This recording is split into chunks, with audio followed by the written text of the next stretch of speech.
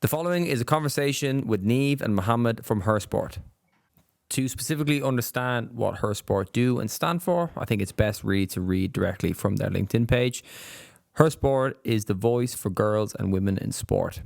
They were founded to create more visibility for girls and women in sport and education, and also highlight the barriers and inequalities that they face as athletes, coaches, referees, administrators, and or fans. Specifically around women in sport, we talk around a couple of issues like the differences between men and women in different sports. And one thing that I specifically learned as well is in terms of trying to educate people specifically on women in sport, it does differ per sport, it differs per fan, and also as well the timeline specifically on how developed some sports are versus others. It's quite a complex topic with a couple of different various subtopics, and it's important that through the duration of the podcast that you can pause, reflect, and re-listen to a couple of different instances. One thing as well that's extremely important is that all of HerSport's content is accessible through all major social platforms, and as well as that on hersport.ie. So I would encourage everybody to educate themselves on where their favorite sport is today, as even a good starting point into learning more about this issue. Specifically for viewing our podcast, if you're watching on YouTube, please don't forget to like and subscribe to our channel. And if you're listening on Apple or Spotify podcasts, please feel free to leave anywhere up to a 5-star review. The Training 1-to-1 podcast is proudly sponsored by Financial Planning Matters. We recently recorded a latest episode with the founder of Financial Planning Matters, Niamh O'Connor. In the episode, we talk about a couple of the basics of what the services they provide do, ways to get in contact, and just various stories about managing your financial future. Here is the thumbnail, and you can find the link for that video in the show notes below.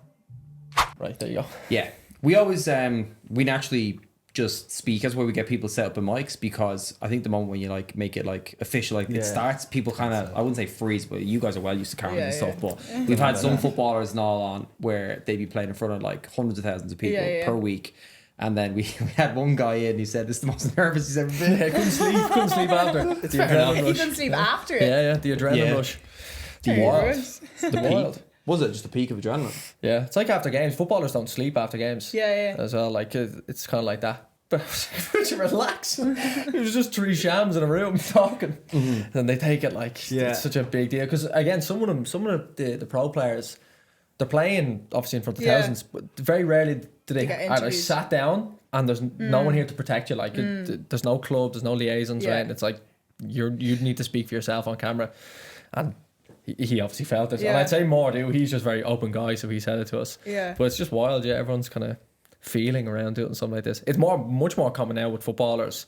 Even you see, like I know Ella and Russo released one recently. Yeah, like it's nothing. Like they're in the middle, like the peak of their career, and they're like voicing their opinion on a podcast. That's so like it's normal now, but it's crazy how quickly that's changed from you can't say anything in an interview to all of a sudden speak whatever you want. I think it's the women's game versus the men's game though. Yeah. Even if you look at like rugby is similar, where like I think some people are finding maybe men's rugby a little bit dry at the moment because it's all these like PC answers and it's kind of the singing off the same hymn sheet, where I think the women's game, because it's on the upswing and because cameras are only being put in front and podcast opportunities are only being put in front of people now, there's still that kind of authenticity. And the media training on the men's, like if you're saying the people are landing into you, they have been warned. Like if they're playing for a big club, like they've been told, don't say this, make sure you stay away from this question and that kind of thing. So I think there's definitely like there's something cool about women's sport at the moment, the way it's on that like upward trajectory, and you kind of meeting the personalities as opposed to people that are like afraid to be themselves. It's not that they don't have a personality, they're just afraid of what the like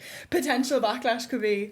Yeah, I think it's when you look at what's happening in the States, they probably aren't afraid to be themselves. They aren't afraid to put themselves out there. You have the Kelsey brothers who have that podcast while they're both in the Super Bowl, which is crazy. Like, where have you ever seen that kind of access? And like you say, getting players to talk while they're still in competition, you would never have gotten that 10 years ago, maybe even 5 years ago. That thought of, I don't want to say anything just in case I insult a player or I upset my club. Whereas now it's so normal, which is so cool. And I think, I agree with the rugby side, and maybe people are still a little afraid to say things, but particularly in women's sport, it's been always so digitalized anyway that you have to build your profile, you have to have a presence online, otherwise you don't get those sponsorship deals, or you don't build your brand. Whereas if you're on TV all the time, you're in newspapers, you're in magazines, you don't really need to do that because you're already there. Whereas the likes of Ella Toon, the likes of Alessia Russo, I mean, and Mary Earps, like they are massive now. Obviously they won the Euros and the Lionesses are massive, but they still need to continue to build their own brand and to build their own presence. Otherwise that will fade away very easily. And I think we always commend the likes of Mary Earps and Ella Toon, etc., because they're making the most of it. Even Rusha. Fair play. Like that, I think that's amazing. Like, get out there, put your voice out there. It's doing something that's not commonly done in sport in general. I know LeBron James has a podcast now, which is so cool as well. Like, still playing, and so I think someone like that doing that is sick. The thing with podcasts, looking at some of them, it's actually within your control. Where if a microphone is shoved in front of you and you have to answer it there live, that actually opens you up a lot more. Where if Toon and Russo are doing it and it's within their control, they can edit out stuff, which allows a comfort in saying the Kelsey brothers, like that allows them to go back and say, actually, we're going to cut that out. Yeah. What Rusha and Shaban are doing, they are going live on YouTube. Is it live? Yeah. Yeah, sometimes, they live stream on YouTube. And like, Shaban's like, Rusha, don't say that. Like, Rusha doesn't care though, which is great. Which is like, there's like a lot of people love her for that as well, and like she is being like herself.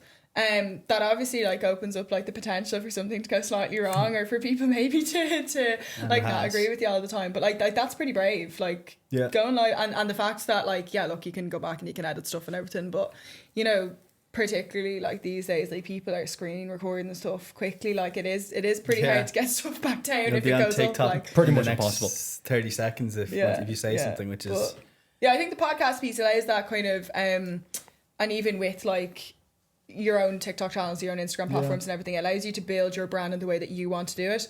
Where like I know even watching the like Beckham documentary and like all that, the way like it's media following them and they cannot control what the media says, and like I know obviously like looking at that, it all looked a bit horrible. Some of it, and they didn't have a platform at the time to actually come out and say that's not true, or I don't believe that, or like I know Victoria had like ordered something in a restaurant and everyone was like, she hates Spanish food, or like whatever it was, and she's like, I didn't. Like people are just like reading into it, where like now she could obviously come out on Instagram stories and be like, yeah, this article is just not true, where like that has only come in, like we were even saying the Olympics in 2021 was so different to the Olympics in 2016 because Instagram stories was the thing. So everybody felt like they were at the Olympics in 21 even though it was a COVID Olympics, because we're like, oh my god, we can see the like the hotel rooms and we can see the training zones and we can see behind the scenes, and everyone's like, why does it feel like we're there where it didn't before? And it's actually just the features that social is now offering to people to again build like that, but within control, I think, which is interesting. It's the content that you don't get to see normally. Like that's what everyone wants. Like and you're seeing all these documentaries come out inside or behind whoever, and sometimes it's clear that they've taken away from it. Whereas Chasing the Sun, I don't know if you guys, the South African documentary in rugby, like they're in the change rooms. I know they're obviously edited some things, but it's raw. You have Rassie Erasmus going at the players and it's not cut out. Whereas I think the Six Nations documentary that came out, some people were disappointed with it because it's still a little bit stripped back and players and teams don't want to give away that much. But it's that raw piece that you don't get to see is what everyone wants to see.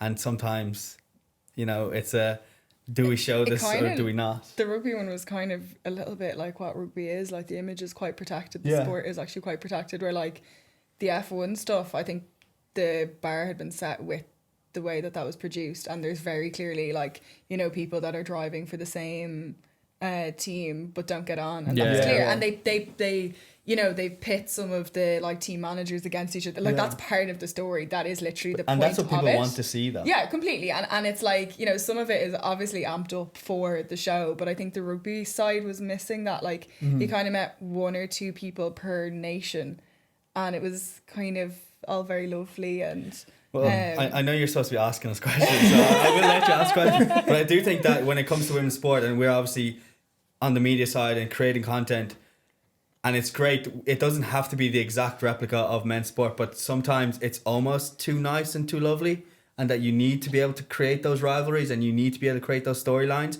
And it is in some cases, I know in the in America, in the basketball, you have Caitlin Clark creating rivalries with other teams. That's what you need, and that's what we want to see. Sometimes it can be a little bit nice, which isn't like, I don't want it to go to a stage where you go into a Chelsea game and get abused. Like, that's not what I'm talking about. I'm talking about, you know, I want to beat this team, or I want to tune in because I want to see the storyline of so and so going up against whoever it might be. People with serious, like whether it's serious talent on one side versus another, it could be a team or it could be an individual player, but like, a lot of people are going to want to see Caitlin Clark matched up against somebody that is like competition's the winner, her trouble, like, and her vice versa, and like putting in the challenges. Like, you don't want to, I suppose, watch it when it's too easy for someone. And that comes with time as well. I'm not slating anyone who does this, or I'm not slating the game, but say for example, you'll watch the WSL now and people are supporting Arsenal, but then they'll support, I'm not going to say Chelsea because I do know they have a bit of a rivalry there, but they'll be supporting Man United at the weekend as well. It's like, that's fine. I have no issue with that. And like, you're still growing the game, you're growing the rivalries. But hopefully as time goes, you'll get that rivalry and you get that piece where people are tuning in then to be like, I want to watch Russo versus Toon, not because they're pals, but because I want to see the quality that they have. I'm probably like, you have all grown up like really into football, where like I have a completely different relationship with it. Like I would be like, I really want to see that player playing for Arsenal this weekend, and now I want to watch so-and-so playing for City. And I don't have like, I'm actually, and I suppose what we do, like, we're following the Irish players a lot, and then there's some of the English players that you're getting familiar with, you're kind of interested in them. I'm probably following national team football and then watching them in their clubs. So I kind of don't have any major affinity with one club, but then obviously it's so ingrained in men's football, and families growing up and they're like, we support United and that is it. And and I know sometimes in different households, like, and I'm not saying that's the right way or it has to be that way, but I think just in terms of consumption, to grow the game, you need to have a bit of rivalry, or you need to have that's mistakes. I think I know what you mean in terms of like us. We grow up, I'm United fans, and we grew up as United fans, and there's hatred almost towards other clubs. Not that I actually hate them, ask, but we're the same. We're the same. There'd be murder if not. Again, like that though, it was culture. It's a family thing. Like, you were brought up in a culture, and that's what I always find funny about the women's game. Like, as it's starting to build like its own unique voice and feel, like, I could imagine the daughters of some people who are now into it will be absolutely following who their mother or father is following, if it's Arsenal or Chelsea, and then that culture starts. But you said something there that was interesting, Mo.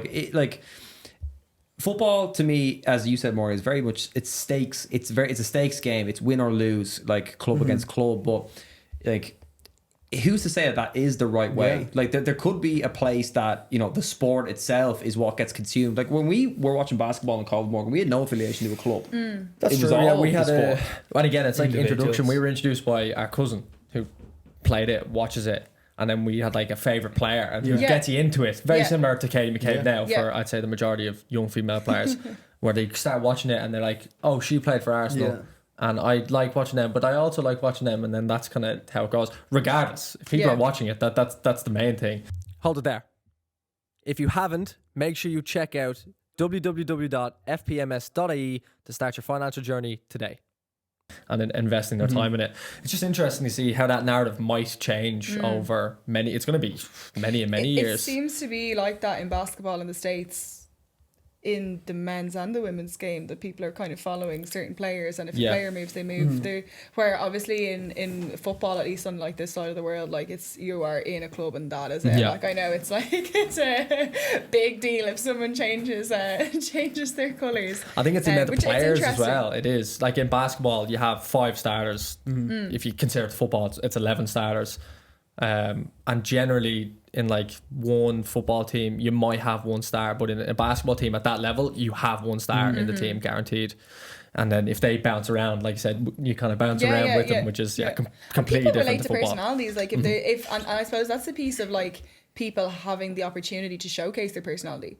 Like someone like Rusha, people enjoy her personality, think she's a bit of crack, like she, you know, shares different aspects of her life. Like people are gonna try like follow her because they like her, and it would be interesting to see how it develops, because there's definitely fans that have grown up, whether they're, you know, men or women, boys or girls, that have grown up and their family is, you know, United supporters or Chelsea supporters or whoever it might be, but then when they actually consume the women's game differently as well. And I think there's probably a bit of thing in women's football and women's sport generally, where if people are into it, they want to see everything move forward. So they're kind of bought into the whole vision and like aspiration of the sport and the players and the teams getting more opportunities. So they're kind of like, I'm gonna show up at as many games as I can possibly go to, because I just want to see it get to a level where stadiums are filling up all the time. Like and I think that's where it's at. And again, I'm not saying I agree with you. Whether the traditional way is right or wrong, I don't know. Like if this is the new way that it's going to be consumed and we're going to get people going to games and invested in sport, invested in football, great. I'm all for it. But then my question is, how many people are just gonna, or for how long can you go to games just because you want to see it supported rather than the product, or want to be there because you want to watch the best against the best, or you want to go there because I really don't like so and so and I want to watch them lose, which is what happens in some sports. Like in boxing, some people tune in because they want to watch someone lose. They don't care about anything else. Or in but again, I agree with you in terms of the basketball. Like I tuned into basketball at the very start because I wanted to watch LeBron James. When he went to the Heat, I supported the Heat. When he went to the Cavaliers, I supported the Cavaliers. So like, and then when I see people from outside of Europe support a team, and it's like, oh, I love Paul Pogba, and then when he goes to someone else, you support them. I'm like, what is this? But I can, like, I'm a hypocrite because it's the exact same thing. But yeah, it's interesting. Consumption of sport is really interesting, and the women's game is obviously growing, which is, I'd be interested from you guys. Like, have you seen the growth in terms of numbers, in terms of people wanting to be coached, etc.? I would say so, yeah. I think in the senior game, it was actually always quite strong. When we first kind of started up, we were quite well known in the Women's National League. It was the time, obviously the Yellow Women's now, and we've built a good rep, I would say, because again, such a tiny community. It's a tiny amount of players that are in that, and they all know each other so well. Like, a lot of them are best mates, and again, across all the different teams are best mates. So we built quite a good rep with them. So we kind of see a recurring amount of players, which is great. Definitely from a younger point of view, I think there's a lot more inbound than there would have been probably 4 or 5 years ago. Whether that's just due to us reaching more people or the uptake happening quicker, I'm not really too sure. Probably a combination. It's probably a bit of both. Yeah, it's probably a bit of both. But like, we have, I think, only like 2 girl specific groups, and the rest girls train with the lads at kind of whatever age, and like, there's never any friction. It's great. Like, and so I think from an uptake point of view, it's hard to know relative to our numbers how many have like kind of just started getting into football, but the quantity is certainly high, isn't it? The growth of the game is like huge at the moment. Like, obviously with the Euros and the success of the Lionesses, like that did send a kick back to football in Ireland for sure. But then the fact that the team was at the World Cup is huge. Like, and like we've heard it a bit where, like, I know there's a bit of a problem in some cities with not being able to deal with numbers and stuff, and it does seem that girls are actually their teams are actually the ones that aren't able to be catered for, which is, obviously a tough thing for us to hear and to be like, God, we're really trying to encourage girls and women to get involved in sport, but there's not a place to go. And look, that's up to, the powers that be, like the FAI and, some of the councils and stuff to work that out. But to see the influx of numbers and like here, like after the World Cup, that so many little girls were going down and wanted to play. Like, you will definitely see it over the next few years and they're also seeing like the competitiveness. They're seeing the like, our national team like went to the World Cup, like we can be that, we can be elite, we can play top level.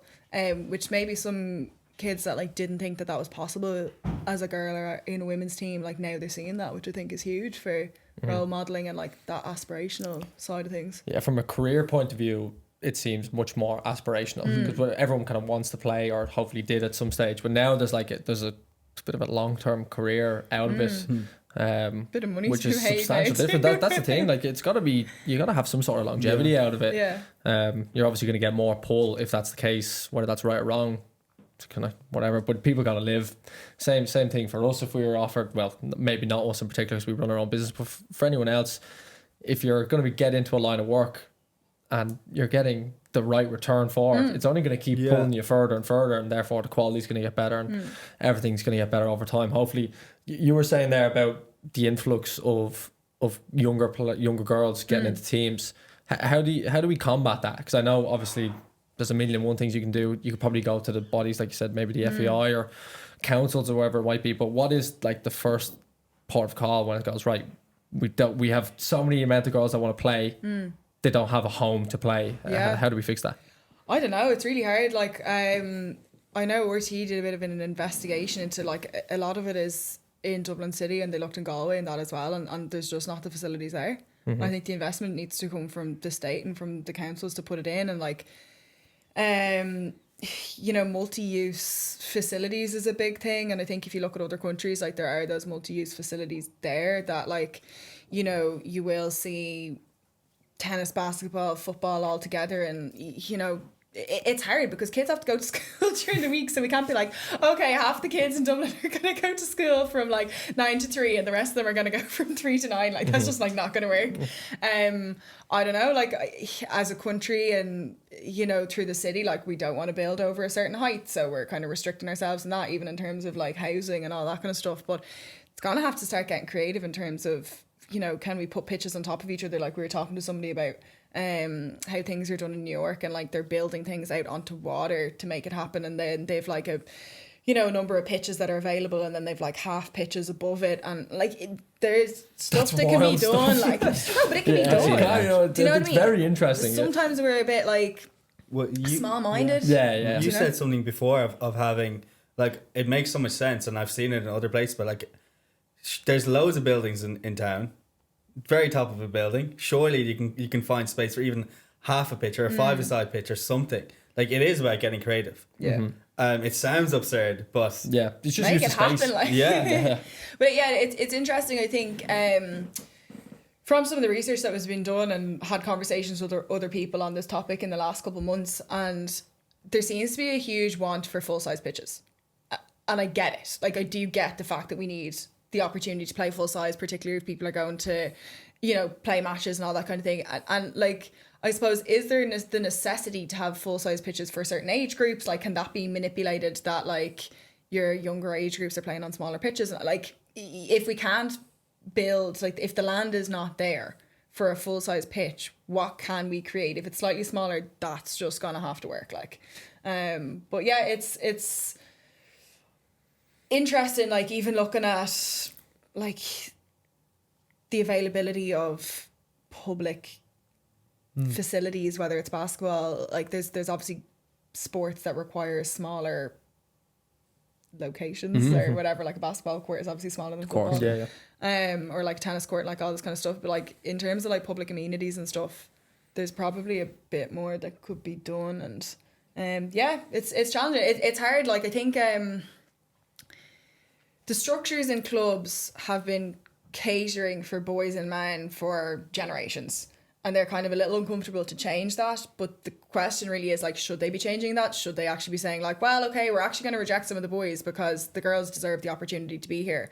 It's not that like, oh, just because, you know, the men's national team is 49 years older than the women's national team, like, just because that game is 49 years ahead doesn't mean that we should only be offering it to boys. It's like, you actually should be offering equal opportunity, and if it means that some of the boys aren't going to get to play, I don't know. It's a tough one. There's no right answer. I think it's you have to get creative, and pitches on top of buildings or across the Liffey or something, I don't know, down in the docks. There's so many things to dive into. You have to make it work. Like, there's a million and one things, because regardless of gender facilities alone in Ireland, my God, like, struggling. We've talked to clubs, like, we'll go to some clubs for summer camps, and daytime is generally not a problem, especially in the summer. They go, we've got plenty of room, but for example, we are in very few clubs I think we're only in one club, and that's like after peak hours, because they'll have, I'd say, one 11-a-side Astro if they're very lucky, for like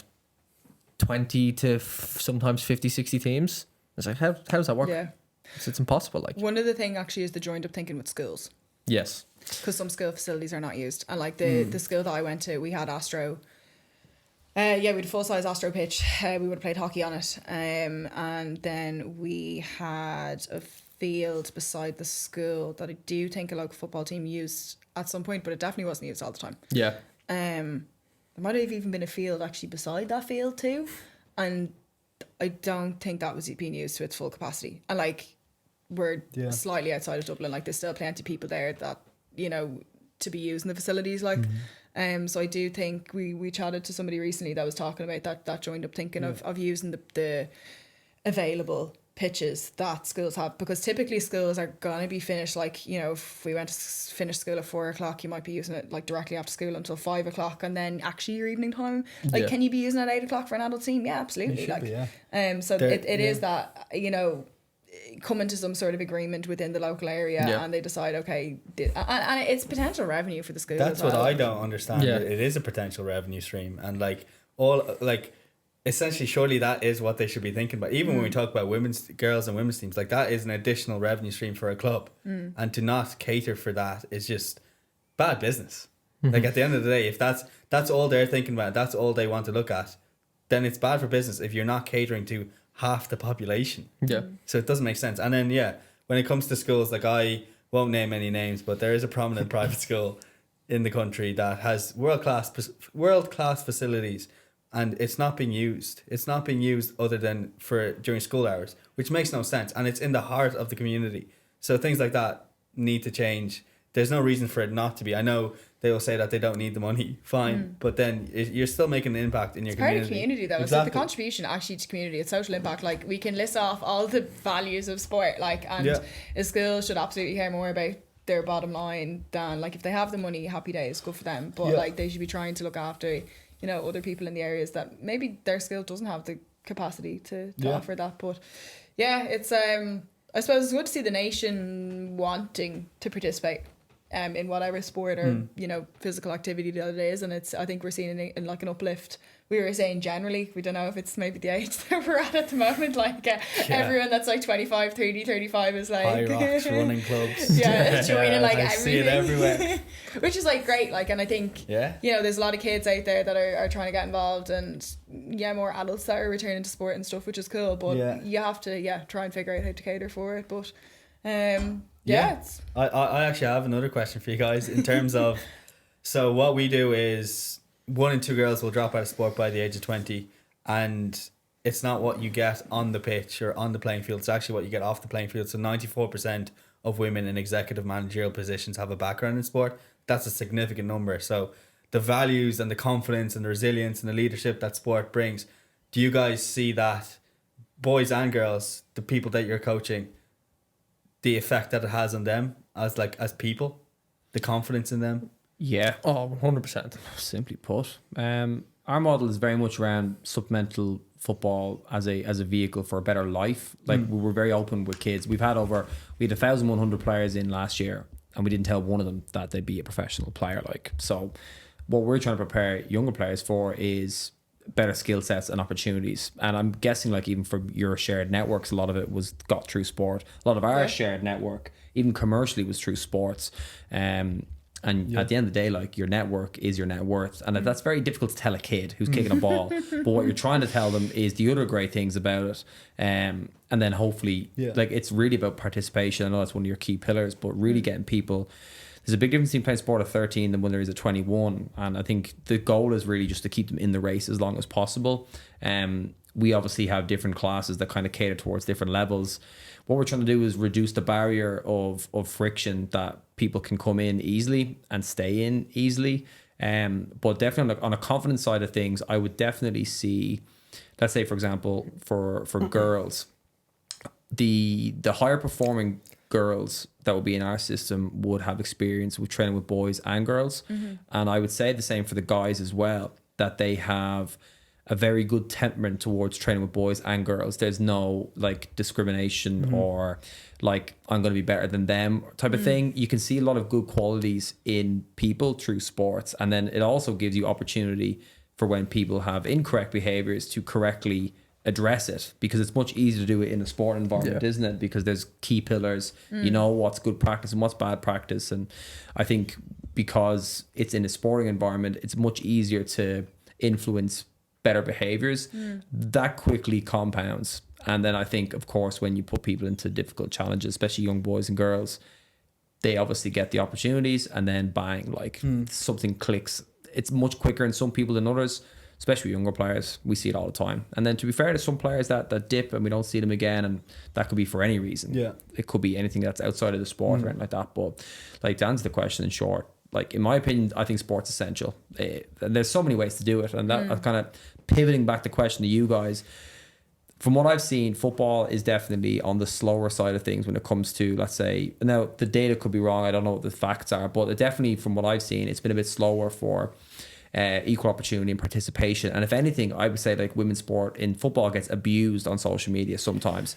But I've seen much more adoption, like even in the hydrox aspect and the cross-country running, there just seems to be an equal playing field everywhere. It just seems to me like a great culture of, regardless of gender, like what are you seeing the difference? I was actually going to ask you guys that question, but it's really interesting because I think I have a theory around this, and it might be a good clip, but I think in ball sports particular, that say, I'm going to say rugby and football in particular, you have people who would play in school, or they've played it a little bit, so they think that they're great and they think that they're good, and it's like, oh, I could do that.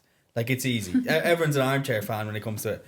But when it comes to 100 meters, 200 meters, 400 meters, golf, etc., there's that respect there, particularly online, where, you know, if Rashida Adeleke is running 100 meters or 200 meters or 400 meters and she's doing it in whatever time, the time is slower than the men's time, but you're not getting someone to be like, oh, that time is so slow, because they know that they couldn't run that time.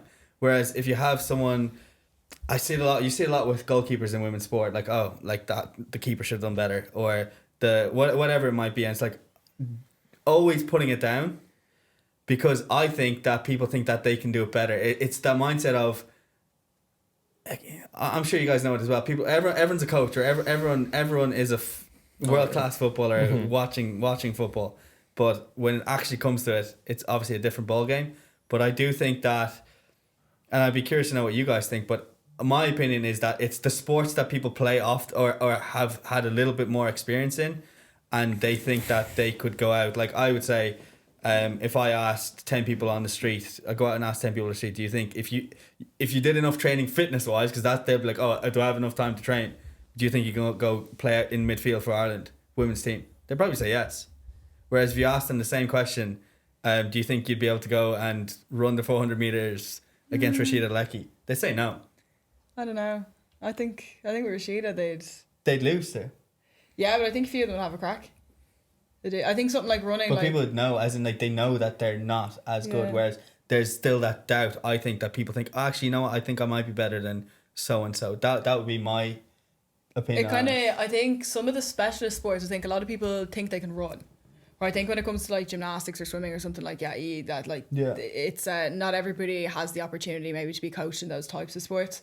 I think I did see something a couple months ago in running where there was a professional 400 meter runner actually, and it's like her boyfriend's friend randomly challenged her and was like, I'm gonna race her and I think I can beat her and like all this kind of stuff, and then raced her and brought his parents down to have a look and the whole lot, and then she smoked them.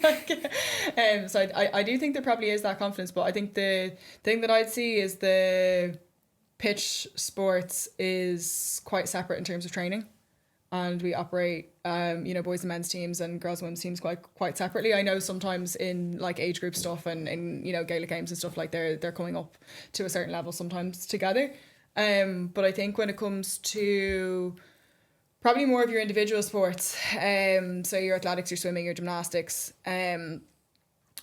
you're training side by side, so there's a mutual respect, I think. And I don't think you're split by gender. Like, having come from swimming, we used to have 5 lanes in the pool, and you would have certain times that you'd be doing a session off. So you have to swim 100 meters, and you've, a minute 30 to do it, and then you go on your next rep, and that's how it works. You pick the lane based on the time. Okay. It's not like the boys are going to go here and the girls are going to go there. It's what your athletic ability is.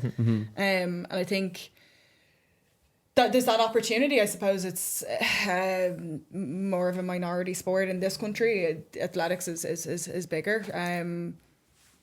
Like there's huge volume when it comes to team sport. Like you have to have a lot of people there and to manage all the kids and the adults as well. Like it's a lot, and I think also the fandom. I didn't think of it until you kind of asked the question. I think the fandom in rugby and in football probably has a lot to play. I think there's more respect in hockey among male and female teams from what I've seen. There's a huge commercial value and fandom and filling seats, and we've talked about the professional football clubs, and there's a huge amount of that in rugby as well, so maybe that's a part to play in it too. And a lot of people have dabbled in those sports. I'd be curious, like if somebody, you know, thought that they were going to try hockey and jump in on that. Is it a team sport thing? Is it an individual sport? I don't know. It's interesting. What you said there is interesting about the swimming, because I think sometimes with like you have a number to base off. Like sometimes that can be, I don't even know how to describe it, but once you have like a number to set off, like for a more specialized sport, it's like it's much easier to level the playing field because your number speaks for yourself essentially. Yeah, so absolutely. it hits your merit. That's your performance level. You can't lie about that. Yeah. When it comes to team sports, the only result you're getting is the end score, but it's very hard to match that up because there's, for example, football, there's 11 players, there's so many moving cogs, and there's a lot more to it. It's quite opinion based. Yeah, as well. it becomes much more opinion based, and therefore you get the people on the couch giving their opinion, and again, everyone thinks they're an expert and whatnot. Well, in the more specialized sports, I think there is that more level of respect that, because the numbers, It's a they scale, just speak for themselves. Like, you know, swimming is, you know, get as fast as you can from the start line to finish line, and it's similar in running, but I think maybe more people have opportunity to run and will casually do it than maybe you will get into competitive swimming, and I think people know their level of swimming. And something like gymnastics, like this, you know, by no means would I say I could do that on the pommel horse. Like, it just ain't happening. Like, but I think what was interesting actually in swimming would have come up with the group of boys. And yeah, there's probably about 11, 12. There was like this kind of unspoken competitiveness definitely between a few of us. Like, we were small and you just kind of like, you know, race each other up and down the pool, and like everybody wanted to win, boy or girl. Like, you wanted to, you know, be the first one to the wall. But what was interesting actually was a couple of the girls, we were good at training, and would sometimes beat the boys in the training sessions. But when it comes to some of the races, they had more strength and power because biologically, physiologically, like, we are different. So it was interesting actually to see that we could match them in training sessions. So say you had, you know, 8 by 100 meters, like we might actually lead the lane and they'd be swimming 5 seconds behind you, and you'd set the pace and you'd do whatever. But then when it came to actually racing the 100 meters, they could be 5 seconds quicker than you on it, just by their kind of strength. So that kind of thing is actually interesting, I suppose. Probably have to dive into the science side of it. But yeah, sometimes in the group that we were in, actually at a time for a while, it was the girls that were you know, well able to manage the load and that kind of thing. But when it came to the actual racing, it's just power. I would have seen a huge difference, like 12, 13 coming through it, and then suddenly they all grew. They're smoking you. You're like, cool. I haven't got faster in like 4 years. But yeah, no, I think there's probably certain sports in certain countries and certain communities that have also set that level of respect or set the tone in the sport, and there's like a no bullshit attitude sometimes as well, and it's just not acceptable in the club or in the community or in the sport. And then there's maybe other sports that could probably do a bit of work on that, and actually like identifying that men and women and boys and girls are different, and talking about that a bit more. I think this is also going to be a little controversial, but I think the other side is the quality over quantity. So in the likes of the 100 meter sprint, the 200 meter, the 400 meter swimming at the Olympic final, like the level is so high there. Whereas I think, and this is not a criticism, like you have some world class footballers in the women's game, but that the level isn't across the whole board yet. I think it's Growing. bits and pieces. Whereas in the 100 meters or 200 meters, you have everyone at that level. Yeah. So even from a consumption perspective, and you have the one thing that I find, the people who are commenting on social media, they're literally people who don't play. Like Niamh said, you'll never hear someone who's training side by side next to someone say anything that you would read on social media. That's why I almost disregard anything that anyone says there, because they don't know. Like, to be honest, they don't know anything. If we're being totally honest, they don't understand the work that goes in. They don't understand all of that. It's an invalid opinion. Exactly. Yeah, but the problem is, remember we were talking at the start, like people are still influenced by what they see online, and like regardless if that's an invalid comment or just downright disrespectful, like people are still influenced by it. Like one thing that I just found so interesting. Like, remember we went to the cross country in Avistown last year in the running, and every club who's competing, it doesn't matter if it's boy or girl, it's all about the shared badge. I don't see that currently in football, for example. I don't see a shared feeling of community between Manchester United. Like I didn't know the FA Cup final was on, for example. That's poorly on my side as well. But when we were Sir talking Jim earlier, Radcliffe didn't even go to the game. say again. Sir Jim Radcliffe didn't even go to the game. Really? He was at the United game. Yeah, but like that's what I'm saying. That should be that should be a club thing. Yeah. And like even on the fans' perspective, and like my relationship with United now is it's hit and miss. Morgan's way more into the trenches than I am, but Unfortunately. at the same time though, like I wish it was a case where, you know, there is like that shared feeling. Whereas for Ireland competing in the Olympics, or even just on like a track and field basis, there's always a mutual respect between the relay teams, the sprint teams, and I just True. A lot as of you it is said, the training like- together. yeah. They get it, like they know the work that goes in, and I do think like in terms of there's no getting away from the fact that men's football is a much older game. Mm-hmm. Men's rugby is a much older game. Like I mentioned, the 49-year gap between Irish international men's football and women's football.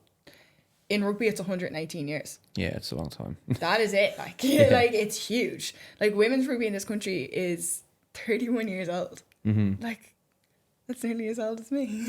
Older than me, slightly older. But like, that's it. Like, do you know?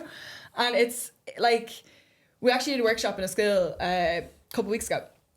And one of the boys, transition year boys, actually said that in the school that the girls' rugby wasn't taken as seriously as the boys' rugby, and maybe wasn't supported as much or invested in as much and that type of thing. And I was able to recognise it. And I actually was delighted it came out of one of the boys' mates to bring up that point.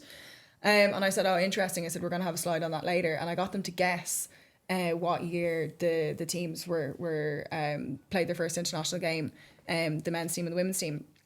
The jaws that dropped. I'd say so. I Yeah. I didn't know that. It was I never knew 118 years. Like there's no, like, of course the like it's such a new sport. Like the numbers of girls and women getting into rugby is only on the up. And when you look at men's rugby, yes, it's growing, but it's not growing at the same rate at all.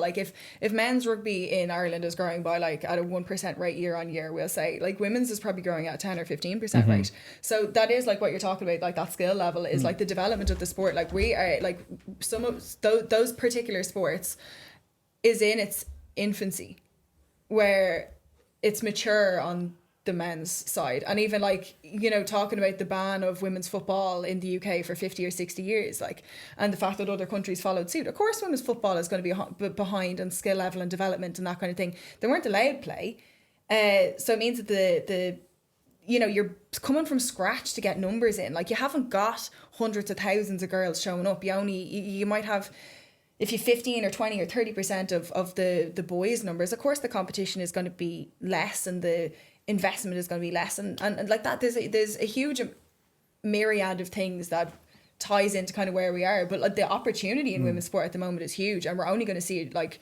jumping forward more and more and more over the next, like, you know, 10 years. Like even look at the last like 5 years, like what it's been like. It's different world. Like, and you need numbers. Like you have to have volume. Like you're talking quantity, quality. You have to have a huge quantity of people to deliver quality. Oh yeah, amen. You know, Yeah, like larger you have to, pool, everyone is higher pushing quality each over other time, up. yeah. And one thing that we would actually talk about, even in some of those team sports, if there's volume, you can have a B, C, D, E, could be all the way down to G team. Yeah. So you have your really competitive, highly skilled people that want to come in and they want to win, and they will train all day and night outside of school or work or whatever it is to be the best that they can be. You'll then have people that maybe don't have as much time to commit, or, you know, don't want to be at that level, but, you know, still want to come down and compete and win. Then you have people that actually, like, going down to maybe your F team or something, mightn't have the time, maybe aren't that competitive and just want to get out and play the sport and enjoy the camaraderie and the social element, and that kind of thing. And there's like, each person is there for different reasons. So it goes from like high level competitive right down to social, and we've played in a social tag rugby league, and it can be competitive in its own way, but it's people that don't want to, they might want to commit for 8 or 10 weeks a year. I just want to play matches. That's it. Don't want to train, just want to play matches and go off with an injury Which after is 2 fine, games. if that's Like. what people want to do. But it's like, what are the demands? And there's that opportunity in boys and men's games that there isn't in the girls and the women's games. So what happens, particularly as you go up the age groups and people start to leave sport, which happens across the board, like, you know, for different reasons, you could have a football team and you could have 15 people. 7 of them are really committed and want to train every single day of the week and will do anything to win. And 7 or 8 of them actually you're just there to have fun and be social and have other priorities in life. And they all have to play together, and they're great off each other. Yeah. So sometimes it works, and sometimes you can keep people moving forward, but sometimes the competitive people will be like getting a bit pissed off because they just want to win, and they can't understand why this person is not down every day of the week and at the same level of commitment. And then the social, or more leaning towards social people, are like, I actually don't really want to play at this level. I feel under pressure. I'm not enjoying it. Like, the coach wants to win and is like shouting at me, and like that's not what they want. So we don't have that expansiveness in those sports at the moment, that if we can get the volume of people at the bottom, then you will have your A, B, C, D team that actually will keep people moving forward, because people have this choice. They have something that will suit them. And look, people will go through ups and downs anyway in what they want. Like, so that's crystal clear. Yeah, like, being on the ground, grading is so important. So important, isn't it? But I think even the way you spoke about that, Niamh, I don't think people have ever sat down and said, okay, where is, like, I'm just taking football as like the mutual sport between two. Like, where is men's football as like point A? Where is women's football at point B? I don't even think people have actually asked that question, first of all. Like, everything that you said there is entirely logical to me, and it definitely makes sense. But my biggest problem with the social narrative around, let's say, women's football in particular, is the negative lights towards it. Like, what can people do now to actually, I would say, combat that like toxicity aspect? Because at the moment it's definitely putting a poor light on everything when it comes to, you know, the shared mission of participation and actually, you know, equal opportunity for both, like, I wouldn't say sides, just equal opportunity for everybody. Yeah.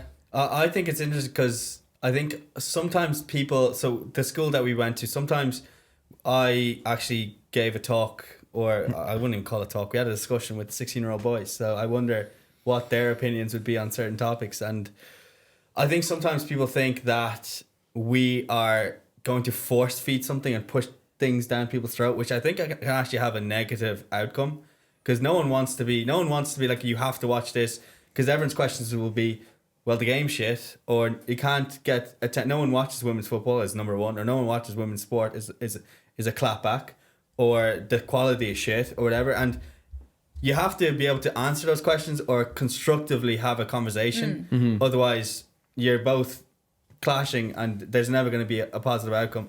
So to answer the nobody watches women's sport and nobody watches women's football, well, the proof is if you actually invest in it, if you do what Arsenal women are doing, I think they have between either the 6th or 10th, if you put them into a Premier League situation, they have the top 6 or top 10 attendances across the board, which is phenomenal. And that just shows you what happens when you invest. The Lionesses the same, the Matildas in Australia the same. You look at the basketball now, the same. So there's case studies that show that if you actually invest, if you market it like anything, we were talking earlier, if you market anything, you can achieve what outcome you want.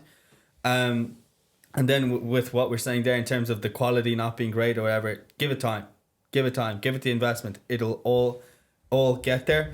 But what can we do? I think important to have the conversations, important to understand people's viewpoints. We did a campaign earlier with Energia, going around before Ireland men's rugby games, asking people, do they watch the women's games, and hearing, if they don't, why don't you? And actually hearing some of the reasons.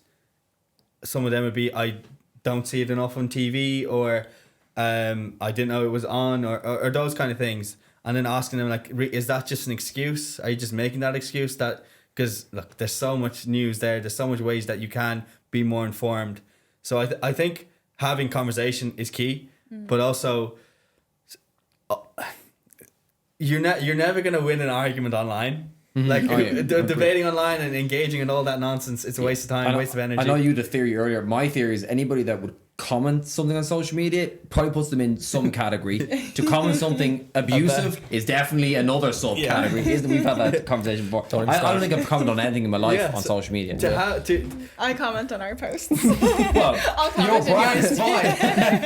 I've never targeted to take 30 seconds, a minute, 2 minutes out of your day to write a negative comment or whatever. It's just like, you're working with a subsection. It depends. Like there can be some good good dialogue. It probably depends on the platform. TikTok tends to be like, look, as great as TikTok has been, to be fair, for both brands here, it has demonstrated like some great opportunities, but at the same time you will find it can be a bit of a hole.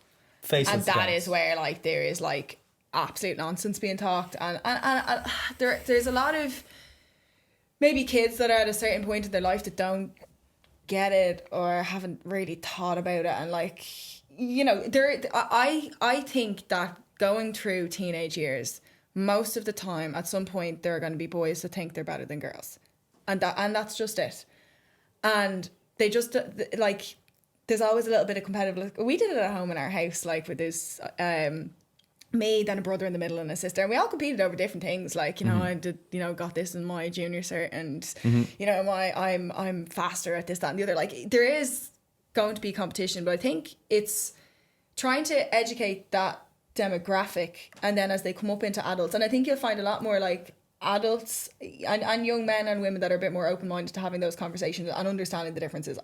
It's trying to, I suppose, support the kids at the point, the teenage side, to maybe realise that physiologically they're different.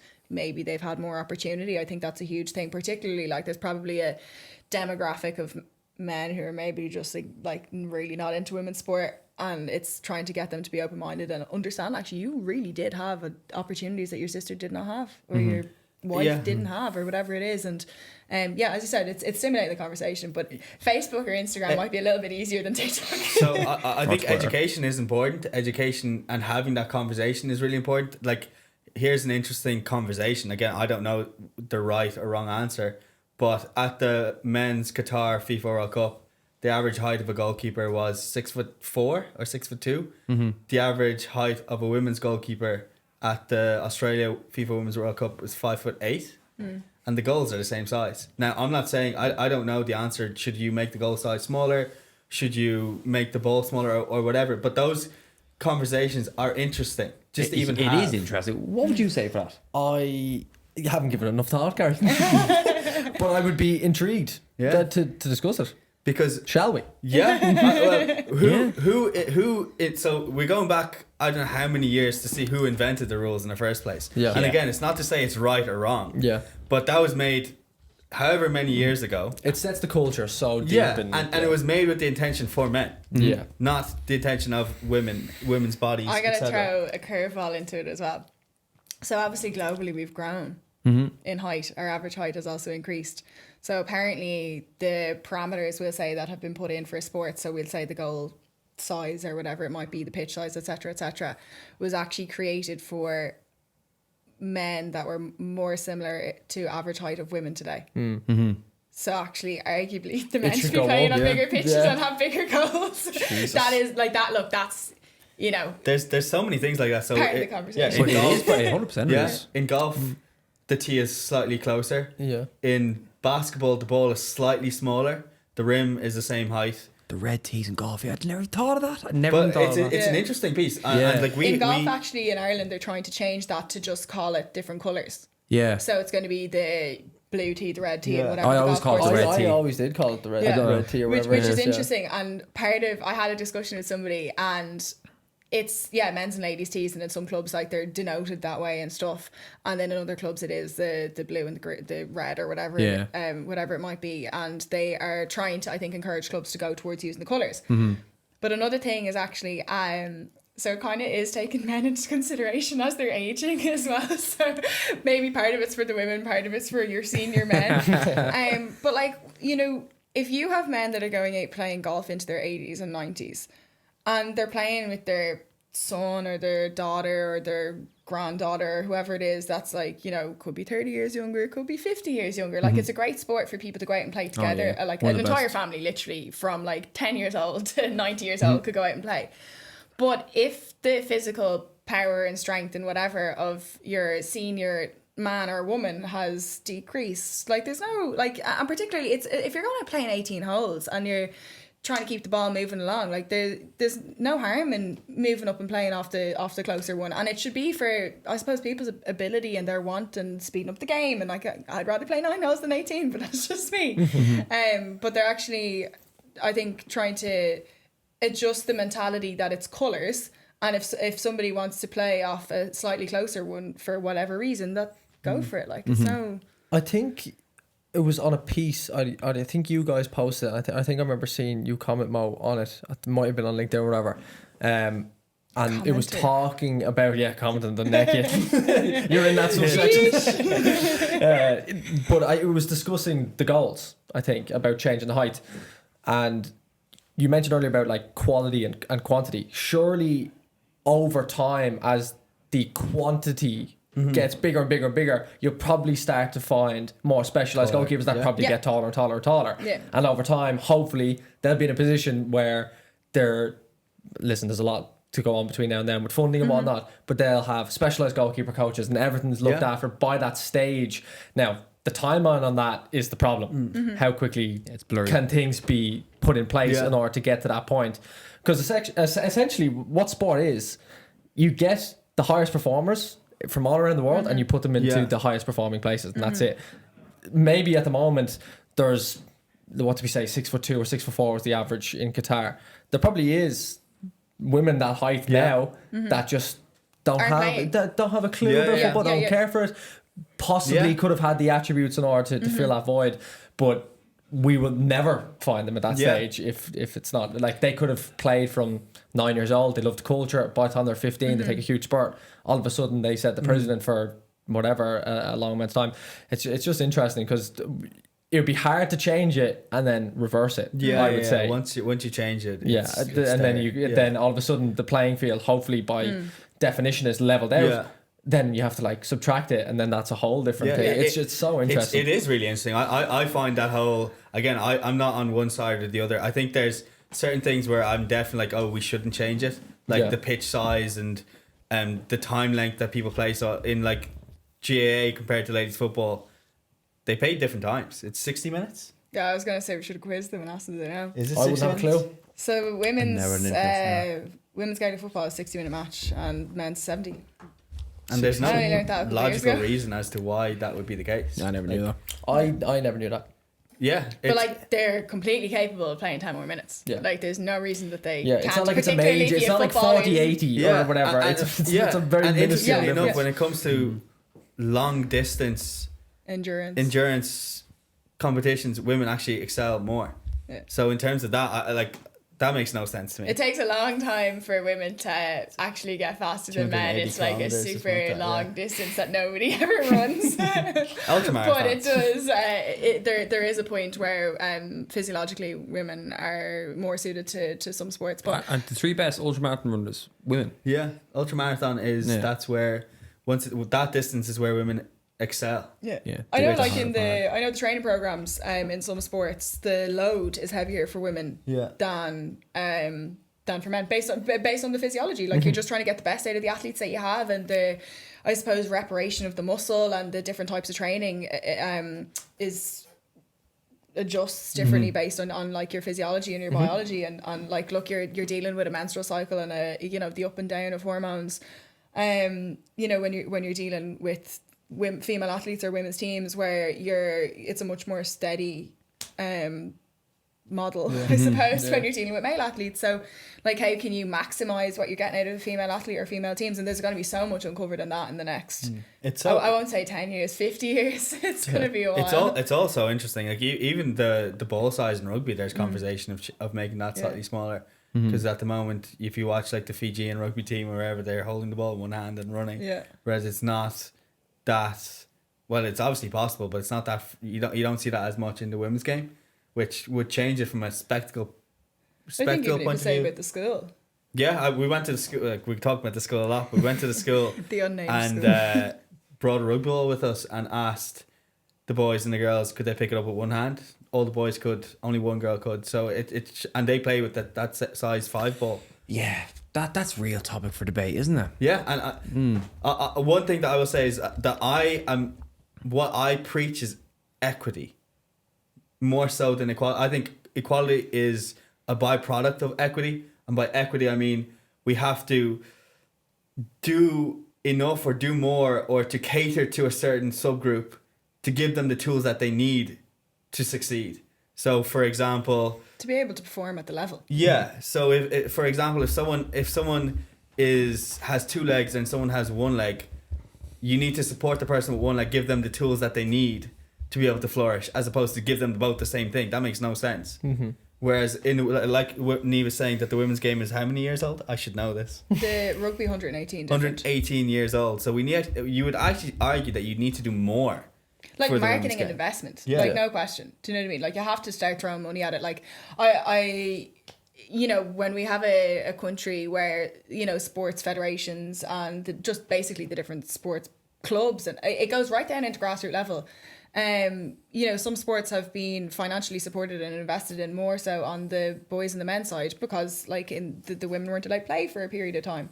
And I'd have really looking forward to the amalgamation, hopefully, of the GAA, the LGFA and the Camogie Association, and think that it should be all, you know, one organisation and looking after the athletes as best they possibly can. And have talked to my 91-year-old grandparents about this and asked them what was their journey like in sport. And, you know, my granny has said, you know, nobody cared when they were playing camogie. It was just to, you know, exercise, and nobody kept score, and there was just like no interest in the competitive aspect. But they were definitely involved in the GAA club in the community, and would have been involved in the fundraisers, would have been involved in, you know, doing, I think they did like musicals and cake sales and washing the clothes and all this kind of stuff, and were hugely involved in Gaelic games, not as athletes, but building the GAA to actually what it is. And then when you hear of the fact that the GAA owns the majority of the facilities and the pitches and the club grounds in the country, and essentially what happens is the Camogie Association and the LGFA and all of their clubs and county boards and whatever, they basically pay rent to the facilities. But who's funded them? The state, Sport Ireland, the taxpayers, male and female, and all of the men and women and boys and girls that have contributed to building it. Like the GAA is a community, and that's where I think it's like the whole country has built it to what it is, and you will still have teams and athletes and committee members and boards and whatever saying, but we own the grounds. You have to play over there because the women have to play over there because the men own the grounds. And we've heard, like, there was a story a couple of years ago where they had in Kerry the female footballers and different athletes up in the high performance centre on the side of the building. So Louise Niamh Mohammed, who's popping points and goals over the bar and in the back of the net like there's no tomorrow, on the side of the building, and you know, a big huge display, I suppose. And they weren't allowed to use the facilities, and they were doing really well in the competition that they were in, and the men's team was out, and it was all the junior teams were being accommodated. And it's like, well, you're happy to use our imagery and I suppose like lean into the supporting women's side of things in that respect, but not letting us use the facilities. Your senior team, and like they've done really well as a team, and she's as a player has also done really well. So there's a lot of I think investment now needs to go into some sports to make up, as what you're saying, to make up for the time that they were ignored. So like in football, in soccer, where the women weren't allowed to play for 50 and 60 years, like the game of course is going to be behind. Like, I'm a big believer of the whole equity piece, that you need to be doing more. If someone is 50 years behind than someone else, you actually have to be giving more. You have to be putting more attention into it to get it to that level. Then you can compare apples to apples, as opposed to now it's people are, and I think that's a really interesting point about taxpayers' money as well, and we won't go into that, but it is a consideration that people don't think about when we look at these national broadcasters. I won't name names, but when you look at them and there isn't that 50-50 coverage, or even 40-60 coverage.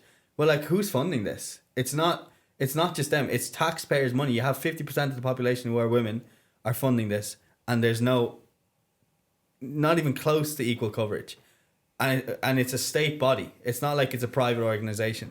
I think something should be done there. It's society understanding maybe the power that they have in that instance. I think when it gets into commercial organizations, and look, like we're in the media space trying to commercialize like the product that we have and to produce content, like you can't get away from the fact that, you know, some things are, you know, drawing eyes and other things, you know, mightn't be drawing as much, and you know, you can argue that some of the opportunities, there's going to be huge return on investment. Like if someone got in the game of, you know, women's football 5 years ago and they're still paying, like they had a 5-year deal, like they're certainly like doing well. And I know, you know, Softco backed the Irish women's hockey team, and then they, you know, obviously did phenomenal things in terms of their World Cup medal and going to the Olympics and that. You know, and sometimes it's taken that bet and it will grow, but like there's no question, like women's sport is on an upswing, so like get in and support it and you will get that return. But when it comes, I think, to state organizations, and you're supposed to be reflecting society and you have society funding it and that type of thing, I think, you know, as a society we need to actually be more aware and write the notes and send the tweets. When you see some of the things that do get funded, to me it's a no-brainer. I won't get into that because that will really piss me off. 3 hours. But when you see some of the things that do get commissioned by the state, programming, you're like, who's watching it? Honest to God, I actually will cheese me off so much here. I'll bring it back to Morgan's point. We'll move on from that. But I think what you're saying... It's ridiculous. Look into it. If anyone's watching here, look into it. I think I actually know what you're referring to. What you're saying in relation to the opportunity for the development of some of the games and not changing some of the things before we give the sports and the athletes and the teams the opportunity to develop and reach their potential. Like I'm curious to see how that goes as well. I think there's some things that need to be leveled up, like the 60 minutes, 70 minutes in GAA, like that just makes no sense to me. I'm like, just let them play. I think, you know, the 100 meters is the 100 meters, the 1500 is the 1500. Like men or women, like, yeah, the times are going to be different, but you're competing. It's like for like, you're competing against women or you're competing against men. I think that's the same in football. So like, do you change the goal sizes? Yeah. You know, that one I'm quite interested in. Like I see two sides to it. The average size of a woman is smaller, simple as. So there's absolutely a case for it. The logistics. Yes. And every club in all of these different countries to change the goal sizes, and I know it's possible that you can make them smaller and all this kind of stuff, but it's an additional cost and it's expensive. And when you actually get down to it, it's women's teams playing women's teams. Yeah. So, you know, the competition is fair. Yeah. I think. So there's some things, I think the ball size, I'd be in favour of the rugby ball size being smaller, I think, to bring in that entertainment and the scale and to increase the quality of the entertainment. I think there's, again, definitely a case for it. There's some players that are completely in favour of it and some players that aren't, because they don't want that comparison of like, well, we have the adjustment and we're playing with a smaller ball, and they don't want people saying, like, using it as an excuse. But in camogie basketball and ladies Gaelic football, the ball size is smaller for women. Yeah. Does anybody talk about it? No. Nobody knows. I didn't know. Exactly. We know. It comes Because down. this is what's on our radar, but the general public do not know. Nor do I care. Exactly. All you want is a good competitive game. And at the end of the day, that is literally what sport is from a commercial side. It's all about entertainment. That's literally all that sport is. And if it's an entertaining product, people will watch it.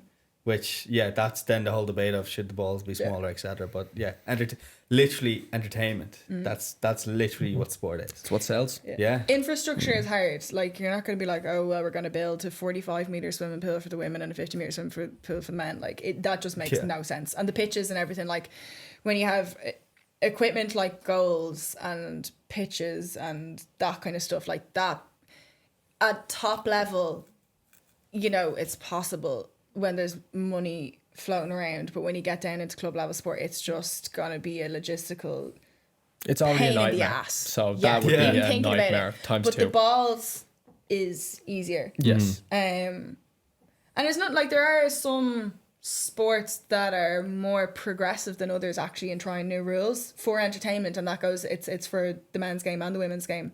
And I do think there's an argument for that all the time, to be trying to move things forward to make it more entertaining. Obviously, there's health and safety in some sports comes into it as well. One of the issues in Gaelic games as well, actually, is the rules are different between if you're reffing a women's game and you're reffing a men's game. Some of the rules are different. So you actually then have players coming back to their, like, it's, you know, club games and local games coming back to the refs and being like, that's not the rule, that's the rule for the men's game. That causes a problem. So I would prefer to see the rules the same. A lot of the girls and the women want to be allowed to do some of the harder tackles as well. Like they're up for it. What are the real differences? I wouldn't know. Shoulder charges and those kind of things. Picking the ball up Some off of the it is ground. physicality. Oh yes. Those kind of. Oh, yeah. That's the only one I would know. Yeah. I There's a think few there's more. a couple. I'm not in it enough to be able to give you the list. Camogie are trying new rules, so at least there's that forward thinking and open mindedness to trying things to make it entertaining, Hand to make it passing into competitive. the goal and those kind of things. I think you can. I'm not gonna. Yeah, but sport in general there should definitely be like an audit around what is good practice, what isn't good practice, because things change so fast. And like that, even just about like analyzing like the statistical data on like even like body compositions for men and women, that all makes sense because it's all in the betterment of the sport. You know what I mean? So to me, I just think that's a healthy conversation in general. I think, I don't know what your guys' opinion is, but to me, and it's so contradictory because golf was always, when I was growing up, as like a gentleman's sport. But when I actually played it, I was like, holy shit, like there's people everywhere, regardless of gender on the course. But as well as that, like there's handicaps, there is different tees, and it just seems like a much more inclusive playing field when traditionally it came from like the old aristocracy, for example. Like, what to you today is a sport that is doing it well from the organization level to the fans? Like where is the most common community? It's interesting because of that. So we are actually playing in tag rugby again. And there's a piece that I don't know whether I think it's a good rule or not. That Open to discuss. Yeah, so a female try is worth 3 points. Worth 3 points, and a male try is 1. When you play together? Yeah. So And- in tag rugby and most of the social games at the moment, and you can play it up to a high level where it's mixed teams. You can play on single gender teams as well. But in the mixed teams, you have to have. It's supposed to be 7 players on the pitch, a minimum of 3 women is what it's supposed to be. If you don't have 3 women, you will play with 6. If you have 2 women, you play with 6. You're and not you can allowed play to have with an extra 7 women. So you can have as many women as you but want. only a max of 4 men. So if you don't have any women, you only play with 4 people, and like best of luck to you. But, in terms of the rule that he's saying, it is if the woman gets a try, the value is 3 points, and if a man gets a try, the value is 1. It's actually the value is how many women are on the pitch. So if you have 7 women on the pitch, it's actually 7 points. We're getting into the real technicalities of it. But anyway, more points if the woman gets the score. It's an interesting one because I think it poses I think that's probably more similar to. It's less of a national governing body and more of a. I think it's been constructed to. Participation. It's more commercial. Is that fair? Yeah. I think while there is national teams and national competition and that, I think it to me seems like it has been developed more commercially, and it's like a lot of corporates are playing it, and people that have maybe not as much time when they're working to play, and they want to play basically like we're playing a tournament. It's 8 or 10 weeks, and that's all you have to commit. And like suits a lot of people. Suits a lot of people down to the ground. They don't want to train. They want to have a bit of competition. In the social leagues that are very competitive. But I think with the fact that you have to have the girls on the team means that you're actually getting more women back into sport. So I think it's been constructed there really well in terms of engagement for getting women back involved. I think the fact that there's more points for if a woman scores a try, I think means that women have to be included. So the rule on its own of you have to have at least 3 women on the team, that's all well and good until you're standing on the pitch as a woman and the men are playing around you and you're just there because you have to be there, and you might as well not be. Where if you have to actually be past the ball, it means that men and women have to work together, and it's a tactical decision. And sometimes there's women that are like obviously well able to, beat some of the men that they're playing, particularly in a social context. And yeah, it means that they're included and not left out. So I don't think the rule of the 3 women on the team actually garners the inclusion, because I think unless you're able to demonstrate.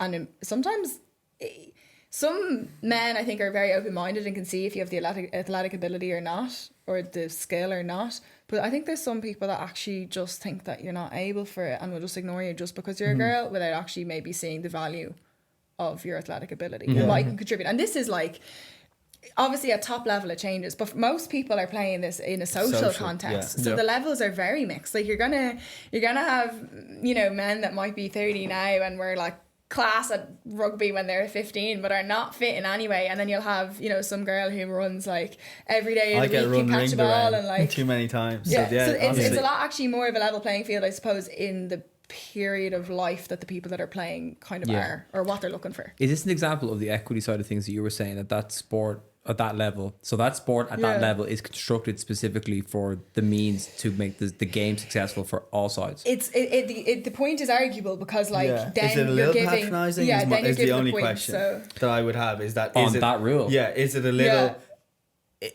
I suppose I gave the argument for why it's there. Yeah, but the argument should be like, should we be moving yeah. away from that? Like, as the sport grows, and I suppose as the culture changes in 15 years or 10 years, should we be looking to get rid of that rule and it's equal?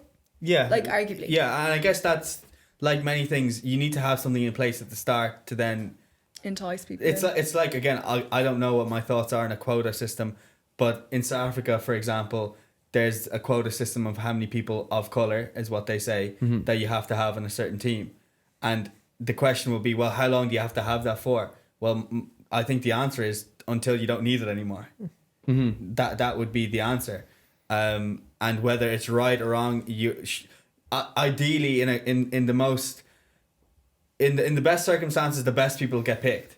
But unfortunately, due to circumstances in that country, quotas are a thing because of past and historical events that have forced it to be, basically. But there's pros and cons to it, because people might get picked and they actually might be there legitimately, but there'll always be that question of, oh, am I here just because I'm a quota pick? Or someone else might say, is that person only here because they're a quota pick? And it's so difficult. It's obviously an extreme example to compare it to tag, but I think do you have to have it in place now, like Niamh said, for like 5 years time then to that rule not to need to exist? It's difficult. It's that culture shift, because I do think I think our generation is a lot more open-minded, and even like look at the like referendums that have happened in our lifetime, and how, like, you know, whether it's gay marriage or abortion or whatever it is, like there's quite a like open-mindedness, I think, among younger people. And I think if you go down generations, there's even more of an open-mindedness of like, you know, I suppose people getting opportunity and having choice and like all of this type of thing that maybe wasn't there generations going before. And I think, like, even there's probably a couple of our friends that maybe wouldn't have been super into women's sport, or if you had said pick this person, could you imagine them being really into women's football or women's rugby or whatever, and you'd be like, nah, they're like not my first pick, like not that person.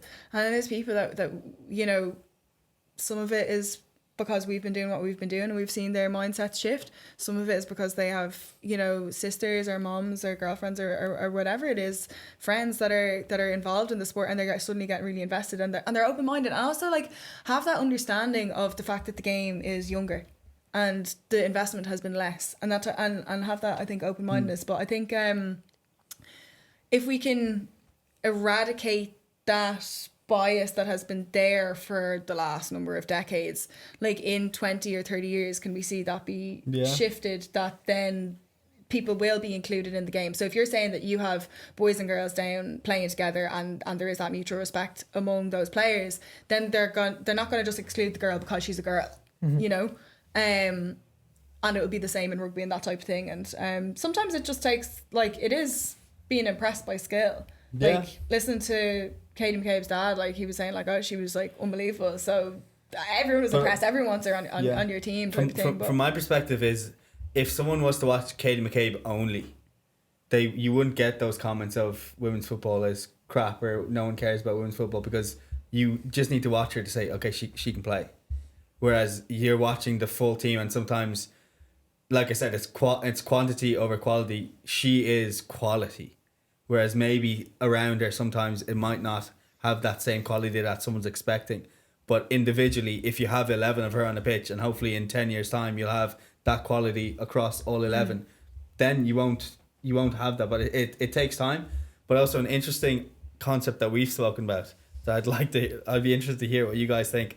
So in terms of getting people invested in women's sport and getting them to care, and like you say, having the same passion for the badge, what if, and I don't think this will ever happen, but what if, say for example, the men's Premier League, and I know the WSL doesn't have all the same teams, but if to win the Premier League or to win the WSL, it's combined of the two leagues. So the Premier League and the WSL together, and the combined of the To two. be So the if Man ultimate United club of the year. if Man United finished top of the men's Premier League, but only finished sixth of in the WSL, but then Man City finished second, they actually win the league.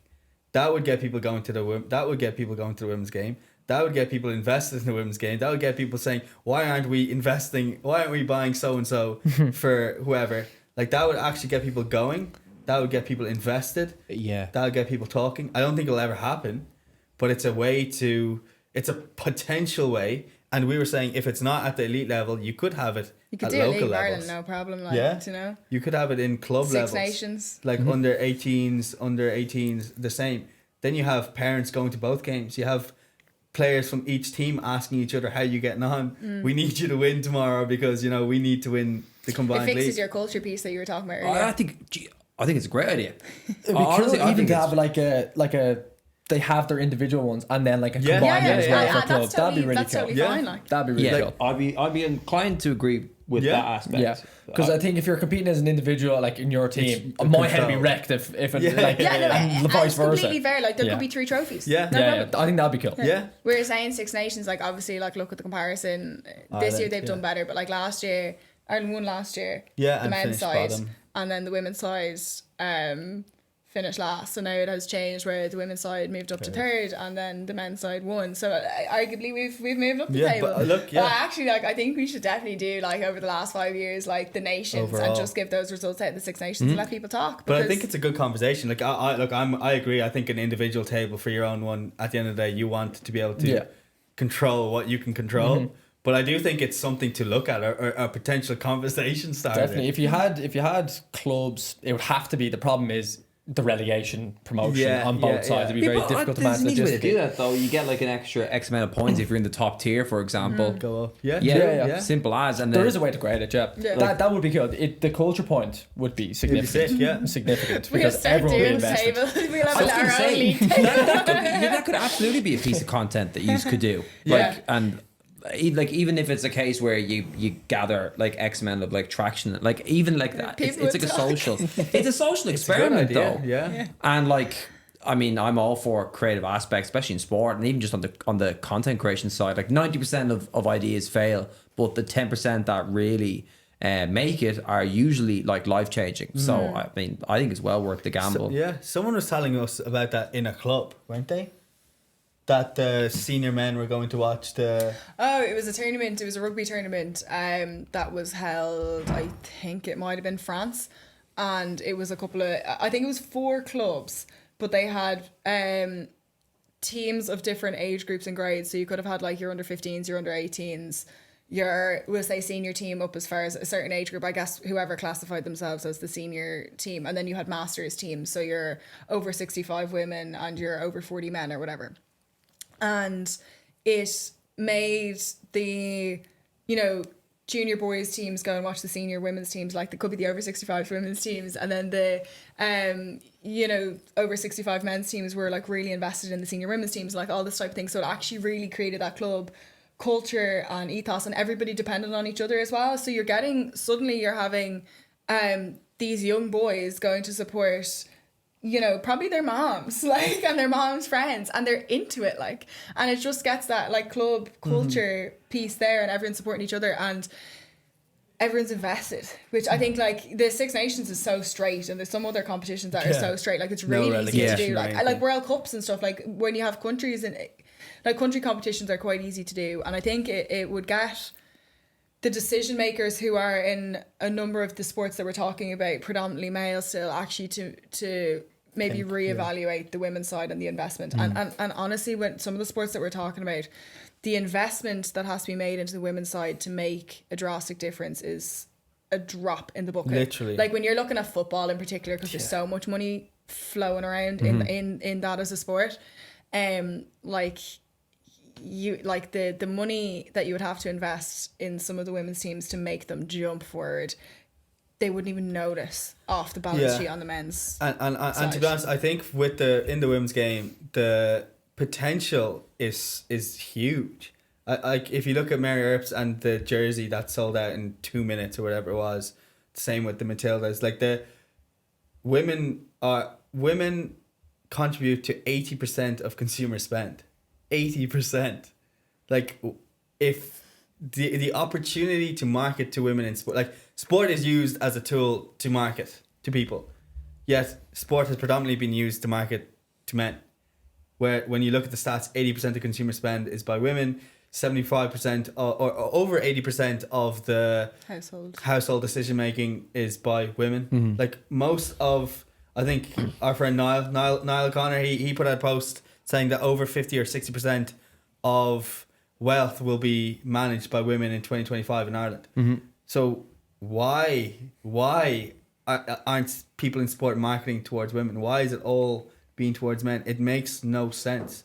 And when you look, I was just gonna say, it's buying the car, it's insuring the car, it's the holiday, it's the health insurance, it's.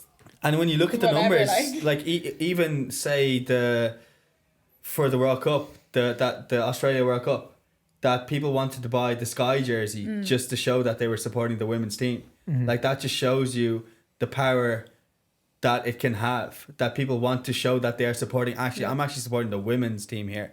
So there was huge conversation on social. Like we had people messaging us being like, "Do you know where to get the jersey?" We were like, "Sorry, we can't have. Like we don't have them." Yeah. But they were looking for it, like specifically, and like some people were like actually really irritated by the fact that they couldn't get the jersey. And speaking to somebody around rugby, like the rugby sponsors for the two Irish teams are different at the moment, and it's a real struggle to get the women's jersey. It's not available. Like it's just it's not like. Yeah, and then it goes into another aspect where sometimes you can only get the women's jerseys. So say Aon sponsor the Irish women's rugby team, and I know Sky are across both, but we'll for argument's sake say it was last year and it was Sky sponsoring the women's team. That sometimes you can only get them in women's sizes. You can't get them as the men's kit, like. And it then, you know, on the other side, sometimes you can only get the men's kit, like the national team for men's sizes as well. And it's kind of having that, like 53% of the attendees of the women's Euros were men. So you need to cater to both. Like you've actually made your mistake there if you're only selling women's jerseys to women, because what are the men wearing? So, so this is going into the whole sponsorship and advertising piece, but someone actually made a really interesting point that the men who watch women's sport probably are a different consumer to the man that you're advertising in men's sport. So should that even be looked at? We're saying that Your women character make up, type might be slightly different. yeah. So is there an opportunity for brands from that perspective? If 53% of men who attended the Euros, women's Euros, were, and 50% of fans who attended the Euros were men, is that an opportunity for brands? It probably is. To see, are they dads of daughters? Are they just the more general football fan? Are they the type that won't be going around, you know, abusing people in crowds? Like what is that kind of environment there? I think it's interesting. That's probably part of it, is like, you know, when it comes to football, like there's obviously some teams that come up against each other and the behaviour in the stands just gets completely unruly and ridiculous and unsafe. And there's men that don't want to go, there's women that don't want to go, and they certainly don't want to bring their kids. And it's actually the women's football and rugby and some of the other sports, it's actually a really nice environment to bring kids along, bring little boys and little girls to go, and it's an environment where people actually feel safe to bring their kids. But yeah, it's interesting, I suppose, to see, like, look, there's obviously particular teams that are bad, and then there's some teams that are like totally fine. Absolutely. Like there's some games, like you will know better than I will, where you just like you guys probably don't even want to go to them. Do you know what I mean? Yeah, there's definitely away games and away fans that you definitely wouldn't want to go sit in the away stands and that sort of thing. But yeah, no. And the reality is, like, there's probably certain attributes that the people that go and the people that don't have, and there's certain brands that they engage with and certain brands that maybe the people that won't go to those games will have. It's an interesting one. Like, it'd be interesting to do the crossover of even the fans. So say if someone's supporting Arsenal men's team and women's team, what amount of the games will they go to? Do they go and actually, like, as a fan experience, like, what do they enjoy more, and what are they comfortable going to, and that type of thing. So yeah, we've a long list of things that we want to research at the moment. We'll come back to you if we get any insights. Yeah, I had to say now, like, you've opened my eyes to a few things. I know we're a bit more in the in the trenches with it versus other your other day-to-day mid-20s male, I have to say, because obviously we're invested in it. But I think the real value for people on the education side is these longer form aspect. It's quite difficult, and even as we were talking about like paywalls with socials and finding good quality content, like the long form aspect allows ideas to be developed, criticized, and basically it's like debate and commit aspects, which are very important. I think it's very important now as we go into summary, like where can people find your content specifically? Like I think you do have a podcast as well, like for the longer form side of things, but you know, where do people access this information and learn more? Here's your pitch. Yeah, look, there's as much news as we can cover on the website, so that's hersport.ie, and then just search hersport.ie across all the social platforms.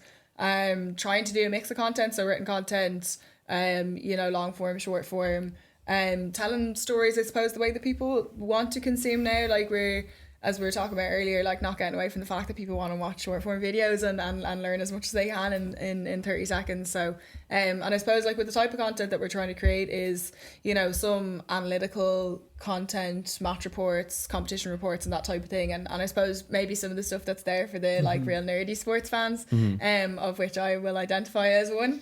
And then also the people that just want the fun fact, and like we're trying to create that opportunity for water cooler talk as well. So like if you just like want to get into the game and want to begin to learn about particular athletes and particular teams and stuff, that there's those like fun facts, like a random one of like, did anybody notice that Kate McCabe is 1 of 11 and Denise O'Sullivan is 1 of 8 and I think Abby Larkin is 1 of 8, like that's interesting. Random fact for people to know about the Irish women's national team. Like I think a challenge that we have is that we're trying to make sport, and particularly women's sport, as inclusive as possible. So it's about being able to welcome people, being able to make it as welcoming as possible, to not be talking in a language or a colloquial language that only X amount of people understand. Like say for example, we did a rugby show and trying to explain what a ruck is, trying to explain what the offside rule is. It's so important. Others, you're just leaving out half of the people who want to be involved, or only just started being fans of a particular sport but don't have the knowledge. So it's not expecting knowledge, it's really trying to be inclusive in that way, but then trying to make it as engaging as possible. I suppose a challenge is that not in men's sport you have people who know the history of Lionel Messi's left foot, like, whereas in women's sport that knowledge isn't there yet. So if we were to create content of, you know, did you know, or who was the oldest player to score a goal in this competition, you're not going to get that many people who know that, whereas you will guarantee you'll know that in men's sport. But it's about trying to create that culture, and like Niamh said, make it as inclusive as possible. That water cooler talk, build those rivalries, build the audience, essentially build the product that people will want to come back to, because at the moment they want to support women's sport, but over time that the fan is going to change. Exactly, that they want to be there because the quality is there, it's funny, it's entertaining, and that's essentially, again, you could go back to it. The underlying reason why people consume anything is either they want to be taught something or they want to be entertained.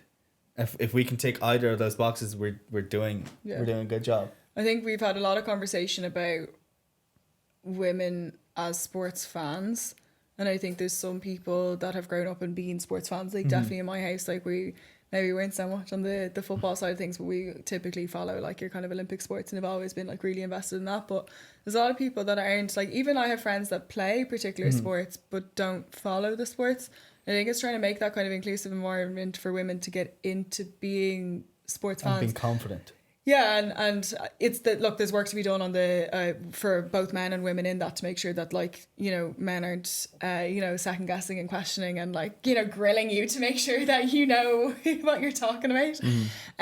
But I think there's a lot of women that maybe felt that they haven't had the opportunity to be involved in sports as a community, whether that's as an athlete or a coach or a ref or whatever, but actually as a fan as well, where they didn't feel welcome or didn't feel that they could relate to Ronaldo or Messi or whoever it is. But now that they see, you know, Denise O'Sullivan, Louise Quinn and Abby Larkin, they're like, oh my God, I'd love to follow the journey and I can relate to them and I you know, want to be like them. And we're actually meeting a lot of people that are in their 20s, 30s, 40s that are actually getting really into the women's game, but they don't actually, what he's saying, have that colloquial understanding or colloquial knowledge. And I think when you listen to the radio or listen to the news, like, it's, you know, Bows this and Red Devils that, and like it's all the you're not talking about Arsenal, United and whatever. It's actually the kind of nicknames for the teams that can actually really confuse people.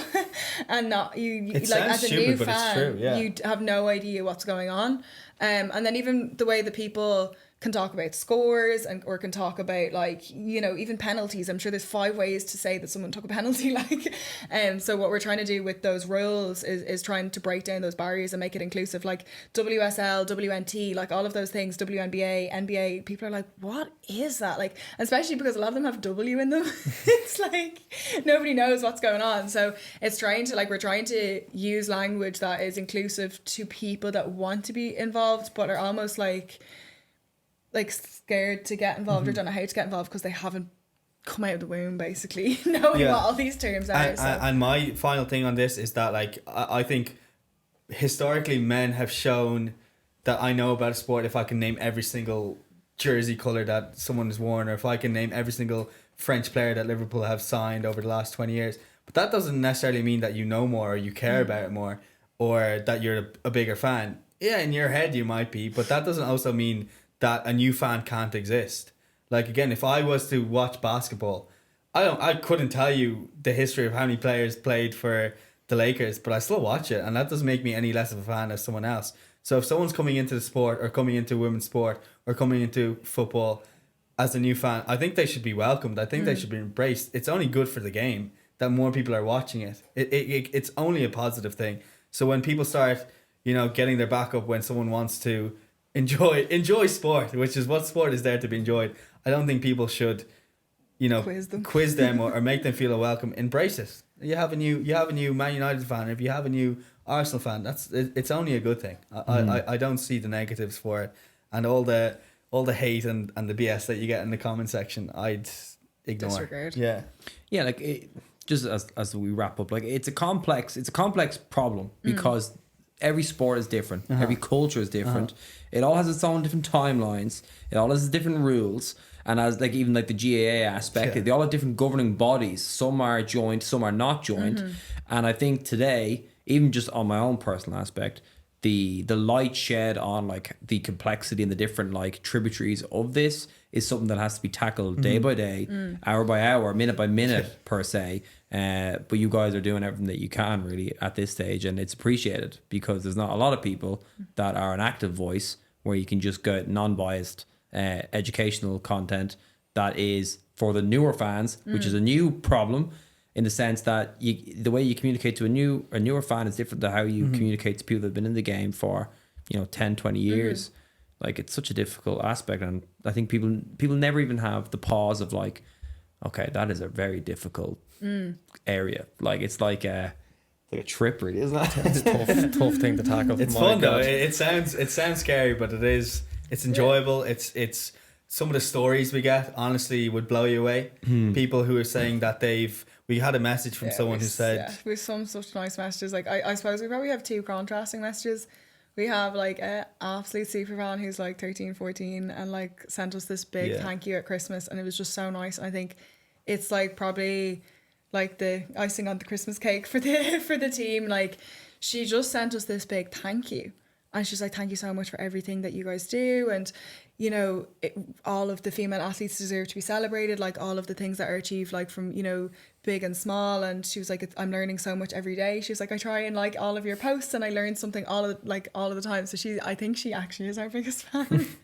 But it's great to like she says she talks about us in school to all her friends. She's like, I must talk about her sport every single day, and like to have somebody like that on the ground is amazing. And like hopefully we'll have more of those little girls going around doing that, and little boys and whatever engaging. And then on the flip side, we had a mom who was recording the Six Nations games annually, the Women's Six Nations games annually, to show back to her children on a semi-regular basis. So imagine like hitting, the sky button and you've recorded it, and, every 6 weeks you show your child that so that they think women's sport is regular.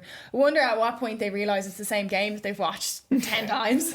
But like the fact that a parent has to go to those lengths to actually showcase women's sport, and so that they grow up not realising the disparity, like that's unbelievable.